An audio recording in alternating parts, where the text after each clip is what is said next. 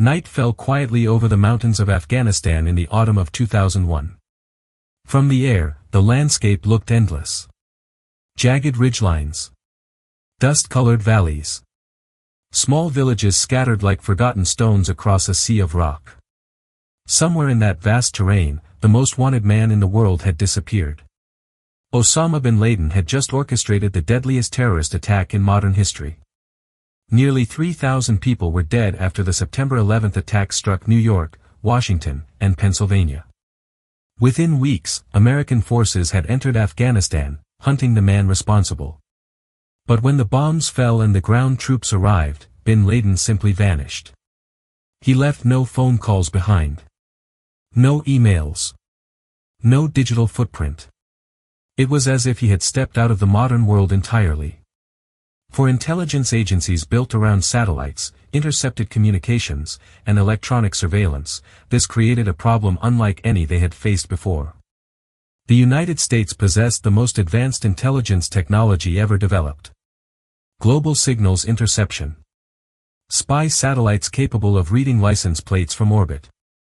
Sophisticated monitoring of phone networks across entire continents. Yet none of it mattered if the target refused to use technology. And Osama bin Laden understood this better than most. After fleeing Afghanistan's mountains during the chaos of the early war, he adopted a method of communication that seemed almost primitive in the 21st century. He stopped using electronic communication altogether. No phones. No radios. No internet. Instead, messages moved the way they had centuries earlier, carried by human hands. Trusted couriers. Men who traveled quietly between safe houses, compounds, and remote villages. They carried instructions, operational updates, financial information, and strategic directives. Sometimes written messages. Sometimes memorized conversations. They were invisible threads connecting the scattered leadership of Al-Qaeda. Without them, the network would fall silent. But as long as the couriers moved, the organization could survive, even while its leaders remained hidden.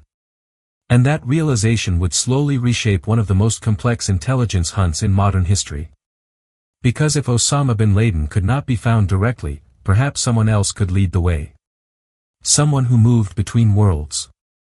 Someone who carried the words of the most wanted terrorist on earth. And this is where the story becomes extraordinary.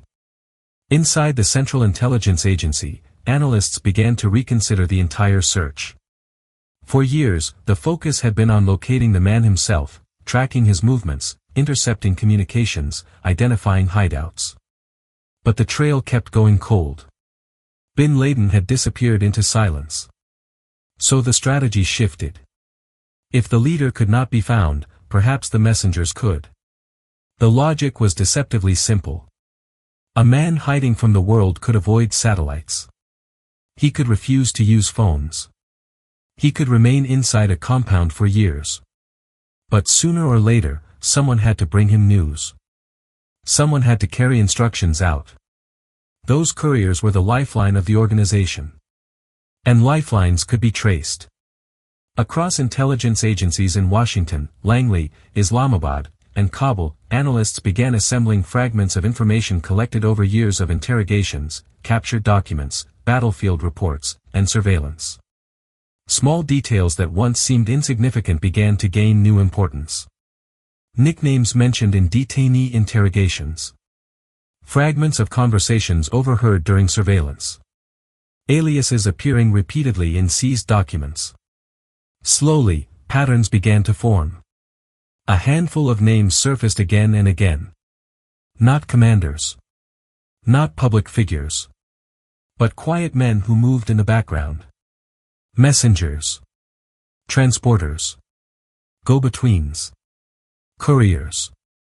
And somewhere among those shadows was a man who unknowingly carried one of the most important secrets in the world. Because if the CIA could identify the right courier, if they could follow him long enough, he might eventually lead them to the one place Osama bin Laden believed no one would ever find him. But at the time, no one knew which courier mattered. And that uncertainty would turn the search into a patient intelligence battle that would last nearly a decade.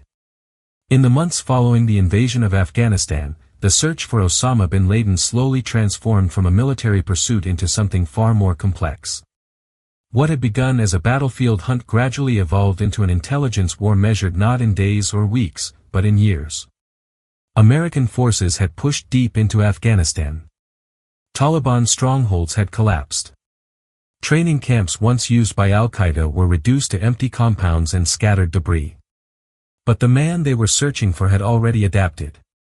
By the time coalition troops reached many of the areas where bin Laden had once operated, the trail had gone cold. He had disappeared into the shadows of a region where borders were porous, loyalties were complicated, and terrain made surveillance extraordinarily difficult. For intelligence officers inside the Central Intelligence Agency, the realization was unavoidable. The search would not be won through bombs or patrols. It would be won through patience. Inside offices in Langley, Virginia, teams of analysts began the slow process of reconstructing the hidden architecture of al-Qaeda's communication network. This meant examining years of intelligence reports, many of them incomplete, contradictory, or based on fragments of conversations. Information came from many different directions. Captured militants provided interrogations that sometimes revealed nicknames or vague descriptions of individuals involved in the organization's operations. Military raids on safe houses produced documents, handwritten notes, and lists of contacts. Foreign intelligence services shared their own surveillance reports. Signals intelligence occasionally intercepted short communications between suspected operatives. Each piece alone meant very little. But intelligence work rarely depends on a single discovery. It depends on patterns. Analysts began assembling these fragments like pieces of a puzzle whose final image was still unknown. And gradually, a consistent detail began appearing in multiple sources. The presence of couriers. Men who moved between senior leaders. Men who did not hold official titles. Men who rarely appeared in public. Yet whose names kept surfacing in the margins of intelligence reports. But this raised a deeper question. Who exactly were these couriers? Inside al-Qaeda's structure, the role of a courier carried enormous importance. These individuals acted as the connective tissue of a clandestine organization that deliberately avoided modern communication systems. Senior leaders often refused to speak directly with operational cells. Instead, messages traveled through trusted intermediaries. Sometimes these messages were written. Other times they were memorized to avoid leaving physical evidence behind. A courier might travel hundreds of kilometers across rugged terrain to deliver a single instruction. He might carry information between countries. He might transport money intended for operations. Most importantly, he served as a shield between leaders and the outside world. If a courier were captured, he might reveal fragments of information. But the leader remained physically distant. Protected. Hidden. And this is where the intelligence problem became extremely complicated. Because in a network built on secrecy, couriers themselves were often difficult to identify. They used aliases. They avoided electronic communication. They blended into local communities where outsiders were easily noticed. Tracking them required a different type of intelligence work. Not dramatic raids. Not high-profile arrests. But long-term surveillance. Careful observation. Years of quiet data collection. Inside the CIA, analysts began creating detailed profiles of individuals suspected to be part of these courier networks. Every piece of available information was examined. Where had the individual been seen? Who had they met? Which vehicles did they use? What routes did they travel? Even small behavioral details could become important. How frequently did they move between cities? Did they visit particular compounds repeatedly? Did they meet individuals already suspected of involvement in al-Qaeda? Slowly, intelligence officers began mapping out the invisible pathways through which messages moved. These routes stretched across Afghanistan, Pakistan, and sometimes beyond. Some couriers operated within specific regions. Others appeared to travel long distances between different parts of the network. But the deeper analysts looked, the more complicated the picture became. Because not every courier was equally important. Some carried routine instructions. Others handled logistical messages. But somewhere within that network existed individuals trusted by the highest levels of Al-Qaeda leadership. Those were the couriers that truly mattered.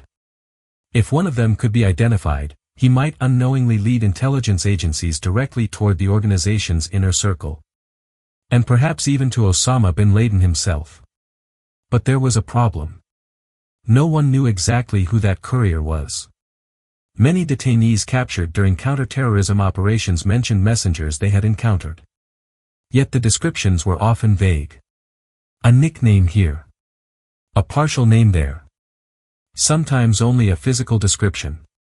And in many cases, those references pointed to different people entirely.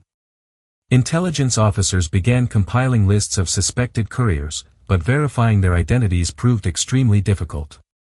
Some names appeared only once in interrogation reports. Others were mentioned by multiple detainees but never connected to a confirmed individual. The information was incomplete. Messy. Often contradictory. But one detail kept resurfacing in different interviews conducted years apart. A particular courier. A man described as extremely trusted within the organization.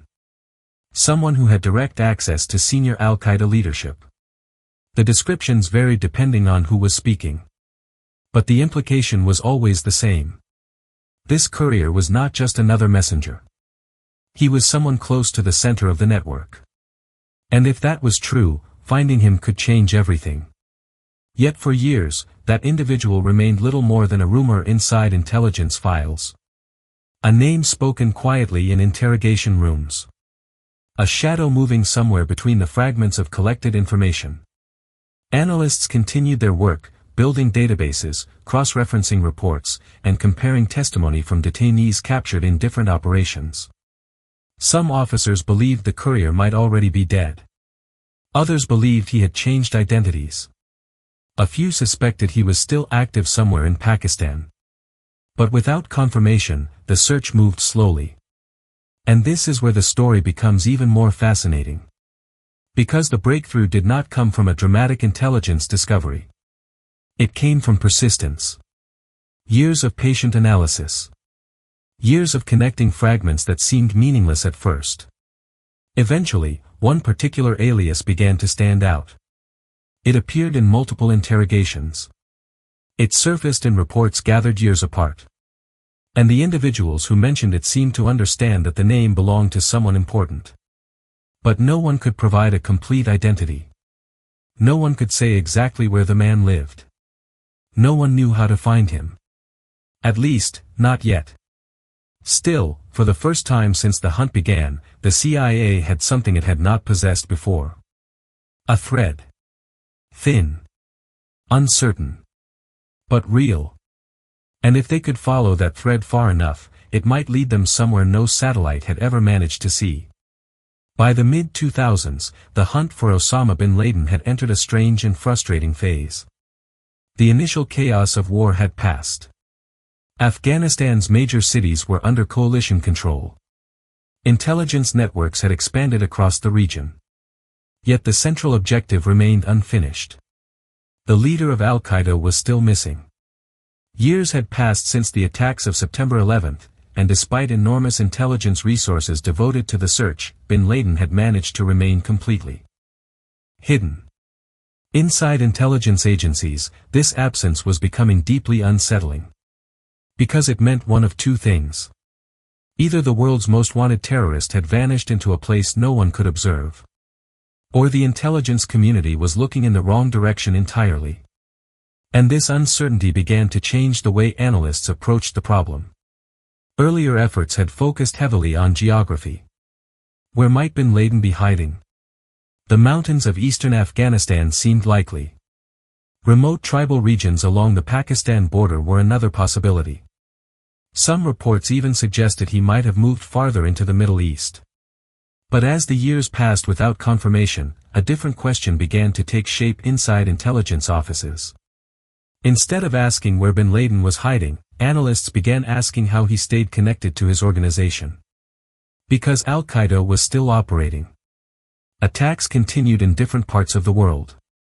Statements and video messages attributed to bin Laden occasionally appeared. This meant communication was still happening. Somewhere inside the network, messages were still moving. And if messages were moving, someone had to be carrying them. That realization pushed the search back toward the couriers. But identifying the right courier required solving a puzzle that had frustrated investigators for years. The alias that had appeared repeatedly in interrogation reports was intriguing, but incomplete. Several detainees had mentioned a man known by a nickname connected to the word Kuwaiti. None of them seemed to know his real identity. Some believed he was from Kuwait. Others thought the nickname referred to his family origins rather than his birthplace. A few detainees claimed he had served as a trusted messenger for senior members of Al-Qaeda before the September 11th attacks. And more importantly, several interrogations suggested that this courier maintained close contact with Osama bin Laden himself. But that claim was difficult to verify. Interrogation reports were often unreliable. Some detainees provided inaccurate information intentionally. Others spoke from memory under stressful conditions. Nicknames were easily confused. Stories sometimes changed between interviews. Yet despite those uncertainties, the references to this courier persisted. The same alias surfaced again and again across separate intelligence reports collected years apart. Different detainees. Different locations. Different times. Yet, the description pointed toward the same individual. A courier known as Abu Ahmed al-Kuwaiti. And this is where the investigation entered a new phase. Inside the CIA's Counterterrorism Center, analysts began examining every available piece of information connected to that name. They searched intelligence archives for earlier references. They reviewed interrogation transcripts in which detainees mentioned the courier. They analyzed documents captured during military operations in Afghanistan and Pakistan. Slowly, a profile began to emerge. The courier appeared to have been active within Al-Qaeda long before the September 11th attacks. He had reportedly worked closely with senior operational figures. Some detainees believed he had served as a trusted assistant to one of bin Laden's key lieutenants. If that information was accurate, it would explain why he remained so important years later. Because trust was the most valuable currency inside clandestine organizations. And couriers who earned that trust often remained close to the leadership for years. But there was still a major obstacle. The alias alone was not enough. Abu Ahmed al-Kuwaiti was a nickname, not a verified identity. Without a real name, tracking him through travel records, local databases, or surveillance networks would be almost impossible. Intelligence officers needed more information. And obtaining that information required something extremely difficult. They needed detainees who actually knew him. Over time, investigators returned repeatedly to interrogation reports connected to captured Al-Qaeda operatives. Some of those detainees had once been close to the organization's leadership. If anyone knew the courier's identity, it would likely be them. But the answers remained frustratingly incomplete. Some detainees claimed they had heard the name but never met the man. Others insisted they knew nothing about him. A few appeared unusually cautious when the topic surfaced during questioning. For intelligence analysts, those reactions were just as interesting as the answers themselves. Because in intelligence work, silence can sometimes reveal more than speech. When experienced interrogators asked certain detainees about the courier, the responses often became vague. Some subjects suddenly claimed not to remember details they had previously discussed. Others attempted to change the subject entirely. Those reactions suggested something important. It appeared that the courier's identity was deliberately protected within the organization. Which meant he probably served an extremely sensitive role. And that realization made him even more interesting to investigators. Because if senior Al-Qaeda figures were trying to hide this man's identity, there was a strong chance he was carrying messages directly connected to the organization's highest leadership. But at that stage, the investigation still lacked something crucial. A real identity. A location. A traceable life. Without those details, the courier remained little more than a ghost inside intelligence files. Yet analysts refused to abandon the search. Instead, they continued doing what intelligence work often demands. They waited. They compared new reports with old ones. They re-examined previous interrogations for details that might have been overlooked. Years passed. More detainees were captured. More documents were recovered during military operations. And slowly, almost quietly, the missing pieces began to appear. A fragment of a real name. A possible family connection. A hint about where the courier might have once lived. Individually, each piece seemed small. But together they were beginning to reveal something that had remained hidden for nearly a decade. Because somewhere beyond the aliases and interrogations, there was a real person. A man who moved between cities. A man who drove on real roads. A man who lived somewhere. And once that man could be identified, he could be followed. But that discovery was still just out of reach. And the most important breakthrough of the entire hunt was about to come from a place no one expected.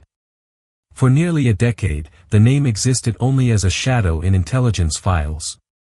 Abu Ahmed al-Kuwaiti. A courier mentioned in interrogation rooms. A nickname repeated by detainees who had once moved within the circles of Al-Qaeda's leadership. But no photograph existed. No confirmed address. No passport records that could be confidently linked to him. The man seemed to exist only in fragments of testimony. Yet inside the Central Intelligence Agency, some analysts had begun to believe that this unidentified courier might be one of the most important figures in the entire search for Osama bin Laden. Because the fragments surrounding his name carried unusual weight. Several detainees had described him as highly trusted. Others suggested he moved in the inner layers of Al-Qaeda's communications network. And in organizations built on secrecy and compartmentalization, trust was not given easily. Especially when the risk of betrayal could mean the destruction of the entire leadership. But the investigation remained stalled for years. The alias alone was not enough to locate a man moving across the complex landscapes of South Asia. Analysts needed something more tangible. A real identity. A traceable life. And this is where the story takes an unexpected turn. The breakthrough did not come from satellites or intercepted communications. It did not come from a captured computer or a newly seized document.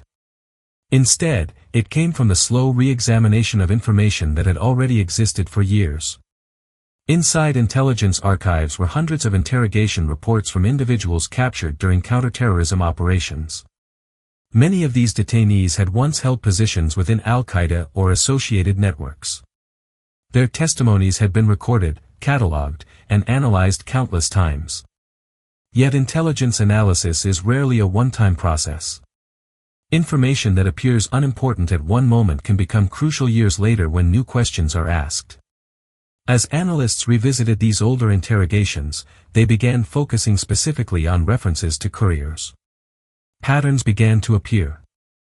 Certain detainees consistently avoided discussing Abu Ahmed al-Kuwaiti. Some claimed they had never heard of him. Others offered vague answers and quickly changed the subject. But one detail stood out. A senior Al-Qaeda figure captured earlier in the conflict had once been questioned about the courier. During that interrogation, the detainee appeared unusually cautious. He acknowledged hearing the name. But he insisted the individual held no special importance within the organization. To experienced intelligence officers, that response raised suspicions. Because the detainee making that claim had previously been closely connected to the leadership of Al-Qaeda. If anyone knew the courier's role, it would likely have been him. And yet he seemed eager to minimize the man's significance. That reaction suggested something important. In intelligence work, attempts to hide information can sometimes reveal just as much as direct answers. If senior operatives were deliberately downplaying the courier's importance, there was a strong possibility he was far more significant than they admitted. And this is where patient analysis began to pay off. Investigators returned again to every interrogation in which the courier's alias appeared. They compared statements across different years. They examined subtle differences in how detainees described the man. They looked for inconsistencies that might reveal hidden details. Slowly, one of the most important clues began to emerge. Several detainees had referred to the courier's nationality in ways that did not quite match his nickname. Although he was called Al-Kuwaiti, evidence suggested he might not actually be from Kuwait. Instead, the nickname appeared to reference family origins rather than birthplace. This detail opened a new avenue of investigation. If the alias referred to heritage rather than nationality, the courier might be living somewhere entirely different. Possibly in Pakistan.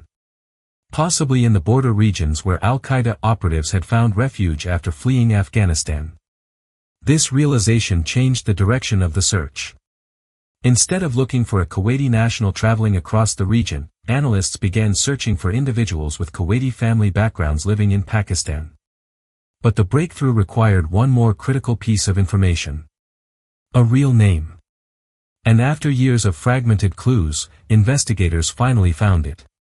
Buried within a network of intelligence reports was a reference connecting the alias to a specific individual. A man believed to have served as a trusted courier for senior members of Al-Qaeda. His real name, Ibrahim Saeed Ahmed. For the first time, the shadow inside the intelligence files became a real person. He had a history. He had family connections. He had once lived in areas where Al-Qaeda operatives had operated freely. And most importantly, he had relationships with figures inside the organization's inner circle. But identifying the man was only the beginning. Because knowing a name does not reveal where someone is today. Years had passed since many of the original intelligence reports were written. The courier could have moved. He could have changed identities. He might even have disappeared entirely. Still, the discovery transformed the search. Now intelligence officers could begin doing something that had been impossible before. They could start looking for him in the real world. Investigators began examining travel records, regional databases, and intelligence reports from partner agencies. They studied connections between known Al-Qaeda figures and individuals who might match the courier's profile. They searched for relatives, associates, and former contacts who might still have ties to him. Somewhere within those networks, they hoped to find evidence that Ibrahim Saeed Ahmed was still active. And if he was, he might still be carrying messages for someone. Someone who had remained hidden from the world for nearly a decade. But even with a name, finding him would not be easy. Because the courier understood the risks of his work. He avoided electronic communication. He kept a low profile. He moved carefully within communities where strangers were immediately noticed. Tracking him would require something intelligence agencies rarely possessed in abundance. Time. Patience. And a great deal of luck. Yet the hunt had finally entered a new phase. For the first time since the attacks of September 11, the search for Osama bin Laden had a living thread to follow. A real man. Moving somewhere across the complex terrain of Pakistan. And if intelligence officers could locate him, they might finally be able to follow the path of messages that had remained invisible for nearly 10 years. Once the courier had a real identity, the hunt entered its most delicate phase. Finding Ibrahim Saeed Ahmed was no longer just a theoretical exercise inside intelligence databases. Now it required locating a living man moving quietly through one of the most complex regions in the world. Pakistan in the mid-2000s presented extraordinary challenges for intelligence operations. Major cities were crowded and chaotic. Tribal areas along the Afghan border were difficult to monitor. Communities were tightly knit, and strangers could attract attention quickly. If the courier was still active, he was almost certainly operating under strict discipline. He would avoid predictable routines. He would minimize contact with outsiders. And most importantly, he would never use electronic communication that could be intercepted. This meant the traditional intelligence tools, phone intercepts, internet monitoring, satellite tracking, would likely reveal nothing. The search had to begin somewhere else. Analysts turned their attention towards something more fundamental: human networks. If Ibrahim Said Ahmed was still working as a courier, he would have family members, acquaintances, or logistical contacts somewhere in Pakistan. People he trusted. People who might unknowingly reveal fragments of his movements. Intelligence officers began examining every possible connection. Family records. Old addresses. Associates who had once operated inside the same militant networks. Each potential link was quietly investigated. But progress remained slow. The courier appeared to live an extremely careful life. He rarely appeared in intelligence reporting. He left no obvious financial records. No public profile. No traceable pattern of movement. For long stretches of time, investigators saw nothing at all. But that absence of activity did not mean the search had failed. In intelligence work, silence is often part of the process.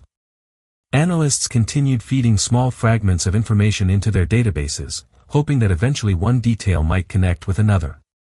And then, after years of searching, something finally appeared. Intelligence sources began reporting the presence of a man believed to match the courier's profile operating somewhere in Pakistan. The information was incomplete. The reports were cautious. But the description aligned with what investigators already suspected. A man connected to Al-Qaeda networks. A man who traveled carefully between cities. A man who appeared to avoid all forms of electronic communication. And gradually, surveillance teams began to focus their attention on this individual. But identifying the courier was only the beginning. The true objective was not the courier himself. The objective was where he went. Because if the analysts were correct, the courier was not simply delivering routine messages. He might be carrying information between the hidden leadership of Al-Qaeda. And that meant following him required extraordinary patience. Directly approaching him was not an option. Arresting him prematurely could destroy the entire intelligence trail. Instead, the strategy required something far more difficult. Observation. Careful, long-term surveillance designed to map his movements without revealing the presence of intelligence agencies. Teams began quietly monitoring locations connected to the courier. Vehicles associated with him. Buildings he visited. People he met.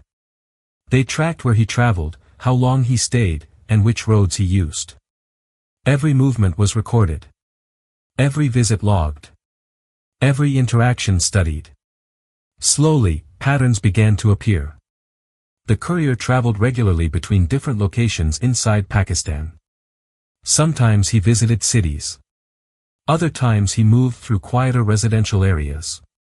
He drove carefully, often changing routes and avoiding predictable schedules. These behaviors suggested a man who understood the importance of operational security. Someone trained to assume that surveillance might exist.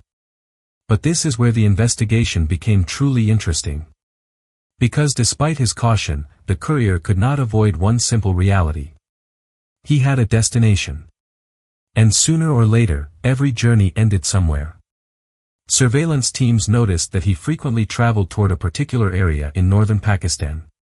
At first the visits seemed ordinary. The region contained many residential neighborhoods. Nothing immediately stood out. But over time, one location began appearing repeatedly in the courier's movements. A compound. From the outside, the building did not look like a typical militant hideout. It was located in a relatively developed town. Not deep in the mountains. Not hidden in remote tribal territory. Instead, it stood in a community surrounded by houses, schools, and streets where ordinary life continued. At first glance, it appeared almost unremarkable. But intelligence officers quickly noticed unusual details. The compound was larger than most surrounding homes. Its walls were unusually high. Security features were far more extensive than typical residential properties in the area. And most curious of all, the residents inside appeared to maintain almost complete isolation. They rarely left. They did not seem to use telephones or internet connections. There were no visible lines for modern communication entering the compound. Garbage was reportedly burned rather than placed outside for collection. Visitors were extremely rare. For a residential building in a populated town, these behaviors were highly unusual. Yet none of these details alone proved anything. It could have been the home of a wealthy family seeking privacy. Or a compound belonging to individuals concerned about security in a volatile region. Still, one detail continued to draw the attention of intelligence analysts. The courier kept returning there. Again and again. Driving through the streets of the town, entering the compound, and remaining inside for periods of time. Then leaving. And returning again weeks later. Those repeated visits raised an obvious question. Who was he meeting inside that compound? Because if the CIA had spent nearly 10 years searching for the courier connected to Osama bin Laden, willing to make that assumption yet, the stakes were far too high for speculation. Instead, the surveillance continued. Quietly.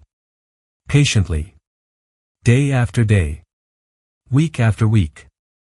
Because before anyone could draw conclusions, they needed to understand exactly what was happening inside those walls. And what they would eventually discover would lead the hunt for Osama bin Laden closer to its final chapter than anyone had imagined. Once intelligence officers identified the compound, the mission shifted from search to understanding. The location was in Abbottabad, a city in northern Pakistan. Unlike the rugged tribal territories where al-Qaeda leaders had once hidden, Abbottabad was a relatively structured urban environment. It was known for its military presence, including a major Pakistani military academy located nearby. For intelligence analysts studying the map, that fact alone created a strange contradiction. If Osama bin Laden were hiding anywhere, most people would expect him to remain in remote mountains, far from organized towns and government institutions. Yet here was a heavily fortified compound sitting quietly in a populated city. And the courier kept returning to it. This raised a simple but unsettling question. Who would choose to hide in plain sight? At first, surveillance focused on understanding the daily rhythms of the compound. From satellite imagery and observation posts, analysts began studying the structure in detail. The property covered a larger area than neighboring homes. Tall walls surrounded the compound, some reaching several meters high. Barbed wire lined sections of the perimeter. Inside, multiple buildings were arranged around enclosed courtyards. But one detail immediately stood out. There were no visible phone lines or internet cables connected to the compound. For a property built in the mid-2000s, that was highly unusual. Most modern houses in the area relied on telephone and internet infrastructure for daily life. Yet the residents inside the compound appeared to operate without any electronic communication. This behavior aligned perfectly with what intelligence officers already understood about Osama bin Laden's security practices. He avoided phones. He avoided internet communication. He relied on couriers. And a courier was already visiting the compound. But that alone was not proof. So the surveillance continued. Analysts began tracking the movements of every individual seen entering or leaving the property. 2 brothers were identified as primary residents of the compound. One of them matched the profile of the courier investigators had been searching for. Ibrahim Saeed Ahmed. The alias that had once appeared only in interrogation transcripts now had a physical location. But the most interesting figure inside the compound was someone intelligence officers could barely observe. A tall man who rarely appeared outside. He never left the property. When he walked in the courtyard, he stayed within the protection of the walls. Surveillance teams could not capture a clear image of his face. But his behavior attracted immediate attention. Unlike the other residents, this individual moved with extreme caution. He avoided exposure to aerial surveillance. He remained inside the compound for long periods without venturing outside the gates. To intelligence analysts, this raised an intriguing possibility. If the courier lived there, and if another man inside never left the compound, then perhaps that compound served as something more than just a residence. But the evidence was still incomplete. No photographs confirmed the identity of the mysterious man. No intercepted communications connected the compound directly to Al-Qaeda. The intelligence community faced a difficult dilemma. They had discovered something highly unusual. But unusual did not automatically mean conclusive. Years of intelligence work had taught analysts to be cautious about assumptions. Yet the more they studied the compound, the more unusual details emerged. The residents burned their trash rather than leaving it outside for collection. The walls were high enough to prevent outside observation. Children living inside the compound did not appear to attend nearby schools. Visitors were extremely rare. And despite the size of the property, the residents maintained almost total isolation from the surrounding neighborhood. Every one of these details suggested a household designed around secrecy.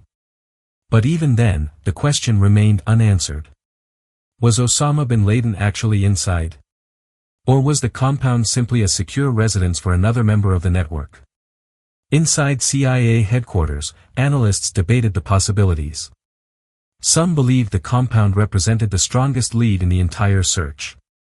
Others remained cautious, warning that intelligence assumptions could easily become confirmation bias. Without direct evidence, the identity of the mysterious resident remained uncertain. Still, one detail continued to pull investigators back toward the same conclusion. The courier. For nearly a decade, the CIA had searched for the messenger believed to carry communications for Al-Qaeda's leadership. And now that courier had been located. Living in a fortified compound. Delivering supplies. Moving between cities. Returning again and again to the same location. Where another man never seemed to leave. This was not proof. But it was something even intelligence professionals rarely encounter. A pattern too strong to ignore. And this is where the story becomes even more tense. Because once the compound was identified as a possible hideout, the investigation entered its most sensitive stage. The United States government had to decide what to do next. Launching a military operation based on incomplete intelligence carried enormous risks. If the assessment was wrong, the consequences could be severe. The compound was located inside Pakistan, a country that was officially an ally in the fight against terrorism. Any operation conducted there without coordination could create serious diplomatic consequences. And if Osama bin Laden was not inside the compound, a raid would expose intelligence capabilities while failing to capture the target. Yet waiting also carried risks. If the residents suspected surveillance, they might disappear. The courier could vanish. The mysterious tall figure inside the compound could leave. And after nearly 10 years of searching, the most promising lead might disappear overnight. So intelligence officers continued watching. Every movement. Every shadow. Every visit to the compound. Because before any decision could be made, they needed to answer one final question. How certain were they that the world's most wanted man was living behind those walls? By early 2011, the intelligence picture surrounding the Abbottabad compound had grown clearer, but not definitive. For months, analysts had studied every detail they could gather. Satellite imagery. Surveillance reports. Movement patterns. Every scrap of observation was catalogued and analyzed. Yet the most important question still had no confirmed answer. Was Osama bin Laden actually inside the compound? Inside the intelligence community, different teams attempted to estimate the probability. Some analysts believed the chance was relatively high. The courier's presence was significant. The compound's security design was unusual. The mysterious resident who never left the property fit the behavioral pattern expected of a fugitive leader trying to avoid detection. But intelligence professionals are trained to think in probabilities, not certainties. And even after months of surveillance, no camera had captured a clear image of the man believed to be living inside. There was no voice recording. No intercepted message. No direct proof. Only patterns. Still, those patterns were becoming increasingly difficult to ignore. Analysts continued studying the daily life of the compound. They observed how food was delivered. How supplies entered. How the residents moved inside the walls. Even the smallest details were examined carefully. One observation became particularly interesting. From overhead surveillance, analysts noticed that one of the residents often walked in small circles inside the compound's courtyard. Back and forth. Back and forth. He appeared to avoid open areas where satellites might capture his face. The analysts began referring to him simply as the Pacer. The identity of the Pacer remained unknown. But his behavior suggested someone living under strict security discipline. Someone trained to avoid exposure. Someone who understood exactly how surveillance might work. Yet he never left the compound. Not once. This fact created a strange intelligence paradox. If the Pacer was Osama bin Laden, the mystery made sense. Bin Laden had spent years avoiding detection. Remaining hidden inside a secure compound while relying on couriers for communication matched everything intelligence agencies understood about his operational habits. But there was still no direct confirmation.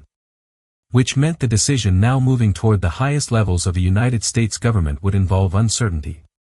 And uncertainty at this level carried enormous consequences. Inside Washington, senior officials began reviewing the intelligence assessments. The compound in Abbottabad had become the most promising lead in the entire decade-long search. But the decision about how to act on that lead was extraordinarily complex. One option involved a large-scale airstrike. Heavy bombers could destroy the compound completely, eliminating anyone inside. From a military perspective, the approach was straightforward. But it carried major disadvantages. An airstrike would destroy most of the physical evidence. If bin Laden were inside, confirmation of his death could become extremely difficult. And if he were not there, the operation would have killed civilians while destroying a residential compound in a populated city. Another option involved working directly with the Pakistani government. Pakistan was an official partner in counterterrorism operations. Informing them about the compound might allow a joint operation. But intelligence officials worried that sharing the information could compromise the mission. The possibility existed that word might leak. If the residents of the compound were alerted, they could disappear long before any operation began. That left a third option. A covert raid conducted by American Special Operations Forces. This approach carried the greatest operational risk. A helicopter assault inside a populated city, deep inside Pakistani territory, would be extremely dangerous. If something went wrong, the consequences could be severe. Aircraft could be shot down. Commandos could become trapped inside the compound. Pakistani air defenses could respond before the mission was complete. Yet the advantage of a raid was clear. It offered the best chance to confirm the identity of whoever was inside. It would also allow intelligence teams to collect documents, computers, and materials that might reveal additional information about Al-Qaeda's operations. Inside the White House, the debate continued for weeks. Military leaders presented operational plans. Intelligence officials explained their confidence levels. Advisors weighed the political and strategic consequences of each possible approach. No option carried zero risk. But waiting carried risks as well. The courier could move. The residents of the compound might eventually detect surveillance. The entire lead could vanish. After nearly 10 years of searching, the opportunity might never appear again. And this is where the long intelligence hunt began transforming into an operational mission. Planning began for a covert raid unlike any conducted before. Special operations forces would travel secretly into Pakistan. Helicopters would insert the assault team directly inside the compound. The commandos would move through the buildings, identify the occupants, and secure any intelligence materials found inside. Every detail of the mission required careful preparation. Flight routes. Extraction plans. Contingencies if aircraft failed. Contingencies if resistance inside the compound proved stronger than expected. Because if the assessment was correct, if the man known as the Pacer truly was Osama bin Laden, then the operation would end the longest manhunt in modern history. But until the helicopters arrived over Abbottabad, one possibility still lingered in the minds of intelligence officers. The compound might contain someone else entirely. And if that happened, the most ambitious intelligence operation of the decade would be remembered not for success, but for a mistake made in the shadows of uncertainty.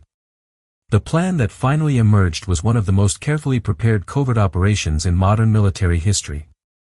Months of intelligence analysis had narrowed the search for Osama bin Laden to a single compound in Abbottabad. But the final confirmation still did not exist. No photograph. No intercepted communication. No voice recording. Only a pattern of behavior. A courier. A fortified compound. And a man who never seemed to leave its walls. For the leaders responsible for making the decision, that uncertainty weighed heavily. Yet the intelligence community had reached a quiet conclusion. This was the strongest lead they had seen in nearly 10 years. If they waited longer, the opportunity might disappear. And so planning began for a covert assault. The mission would be carried out by a highly trained special operations unit capable of conducting complex operations under extreme secrecy. The objective was simple in theory. Enter the compound. Identify the occupants. Capture or kill Osama bin Laden if he was present. And collect as much intelligence material as possible before leaving. But executing that objective required overcoming enormous challenges. The compound was located deep inside Pakistani territory. Abbottabad was not a remote mountain village. It was a populated city with roads, neighborhoods, and nearby military installations. Flying helicopters into that environment without detection would require careful timing and precise navigation. Military planners designed a route that would allow the aircraft to approach at low altitude, avoiding radar detection as much as possible. The helicopters would cross into Pakistan under the cover of darkness. Their flight path would follow terrain that masked their approach. Speed and surprise were essential. Once the helicopters reached Abbottabad, the assault team would insert directly inside the compound walls. From there, the commandos would move quickly through the buildings. Each room would be cleared. Every individual inside the compound would be identified. The entire operation was expected to last less than an hour. Yet planners understood that real operations rarely unfold exactly as designed. Multiple contingency plans were developed. If one helicopter experienced mechanical problems, backup procedures were prepared. If the residents resisted heavily, the assault team had plans for dealing with fortified positions. If Pakistani security forces responded unexpectedly, extraction routes were carefully calculated. Every possible complication was considered. Because this mission would unfold in a place where failure could escalate into an international crisis. The risks were not only military. They were political. Conducting an unauthorized operation inside another country's territory carried enormous diplomatic consequences. If the mission failed, the fallout could be severe. But if the mission succeeded, it would bring an end to the decade-long search that had begun after the September 11th attacks. Inside the intelligence community, the anticipation was intense. Years of analysis had led to this moment. The identification of the courier. The discovery of the compound. Months of surveillance. All of it had slowly built the case that someone extremely important was living behind those walls. Now the operation would test that conclusion. And this is where the quiet world of intelligence analysis gave way to action. On the night of May 1, 2011, the helicopters lifted into the air. Their crews understood the stakes. Inside the aircraft were the commandos responsible for entering the compound. Their mission was direct. Locate the target. Confirm his identity. End the manhunt that had lasted nearly a decade. As the helicopters crossed into Pakistani airspace, the mission entered its most dangerous phase. The aircraft flew low, using terrain and darkness to remain undetected. Minutes stretched slowly as they approached Abbottabad. Below them, the city remained quiet. Most of its residents were asleep, unaware that a historic operation was unfolding in the sky above. When the helicopters finally reached the compound, events moved quickly. The assault team descended into the target area and began executing the plan. Within minutes, they were inside the walls. The commandos moved methodically through the buildings. Rooms were cleared one by one. Individuals inside the compound were located and secured. Resistance inside the compound was limited but present. The operation unfolded rapidly, following the structure rehearsed countless times during training.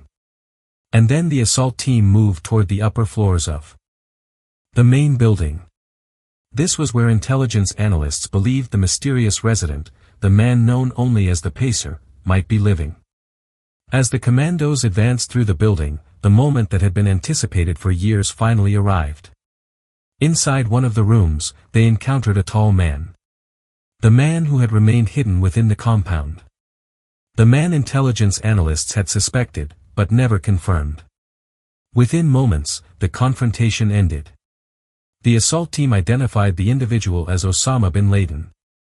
After nearly 10 years of searching, the leader of Al-Qaeda had finally been located. And the mission that had begun with the search for a single courier had reached its conclusion. But even in that moment, the story was not yet finished. Because what the commandos discovered inside the compound would reveal something intelligence officers had suspected all along. The compound was not just a hiding place. It was a functioning command center.